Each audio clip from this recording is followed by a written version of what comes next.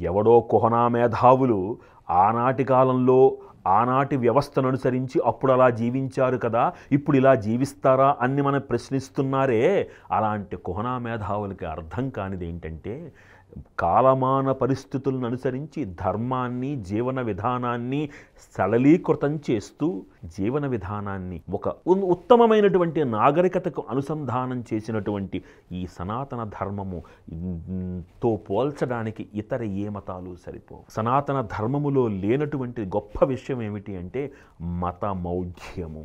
అప్పుడెప్పుడో కొన్ని వేల సంవత్సరాల క్రితమో కొన్ని వందల సంవత్సరాల క్రితమో ఒక పిచ్చ పుస్తకం ఒకటి పట్టుకుని అందులో రాసినట్టుగా ఈనాటికి అన్ని వందల మంది సంతానాన్ని కనాలి అని మన శాస్త్రము చెప్పలేదు. గుర్తుపెట్టుకోవాలి. మన సనాతన ధర్మము సరళీకృత జీవన విధానాన్ని అనుసరించింది. గుర్తుపెట్టుకోవాలి. సమాజ శ్రేయస్సుని కాంక్షిస్తోంది. గుర్తుపెట్టుకోవాలి. ఈ సమాజ శ్రేయస్సుని ఈ కాలమాన పరిస్థితులకి అనుసంధానం చేస్తోంది. ఇది సనాతన ధర్మం యొక్క గొప్పతనం.